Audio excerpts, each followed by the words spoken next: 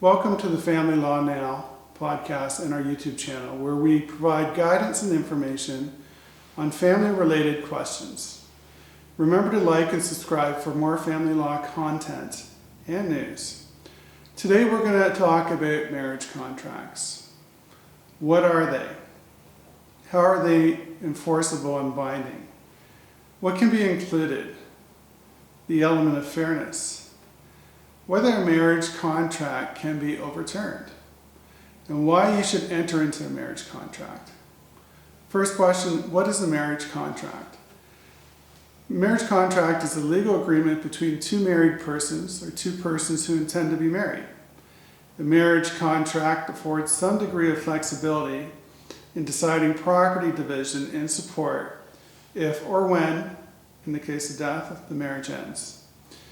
In Ontario, spouses who do not have a marriage contract will be subject to the default regime of equal division of property imposed by the Family Law Act on most family property. How are marriage contracts binding and enforceable? In Ontario, a marriage contract will be legally binding if the following conditions are met. It is in writing. Each party has made full and frank financial disclosure about their situation. It is entered into voluntarily, meaning no duress or undue influence.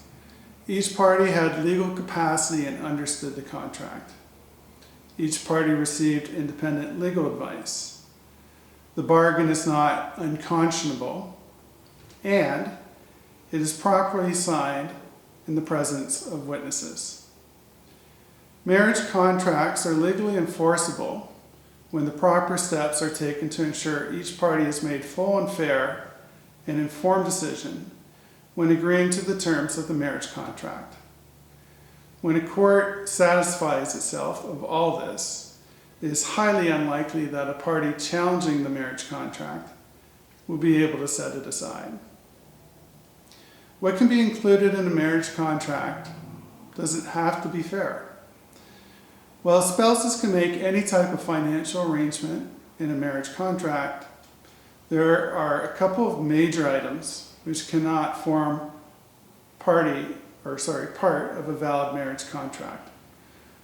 One, the parties' marriage contract cannot predetermine custody or access of the children. And two, a marriage contract cannot put any limits on the rights of either party to occupy the matrimonial home. These legal prescriptions are enshrined in sections 52.2 and 52.1c of the Family Law Act, respectively. A marriage contract is therefore, in essence, a contract. Therefore, general principles of law apply, including the doctrine of unconscionability.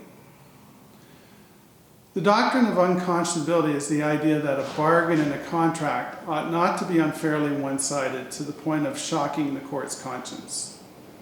With this in mind, it seems a marriage contract should not unduly favor one party's interests over the other. Case law seems to suggest that the marriage contract needs to be fair and provident, both at the time of the agreement it was made and in the future. Therefore, the best suited answer to the question of fairness is what fairness might be required to be. It depends on the bargain, on the process used to negotiate. Can a marriage contract be overturned? When a party to a marriage contract is not satisfied with the terms of the agreement, he or she may seek to set aside the contract. Section 56.4 of the Family Law Act prescribes the circumstances in which a court may grant such relief, setting aside the entire agreement or certain provisions of the contract. According to Section 56.4, a court may set aside a domestic contract, such as a marriage contract, or provision therein, if a party failed to disclose to the other significant assets or significant debts or other liabilities existing when the domestic contract was made.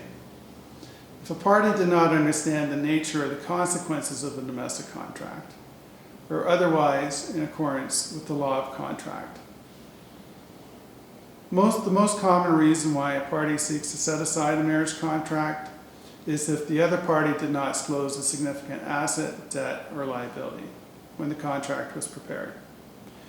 Another common reason for setting aside a marriage contract is if one party did not understand the consequences of the marriage contract, or that the party was forced to sign under duress or undue influence.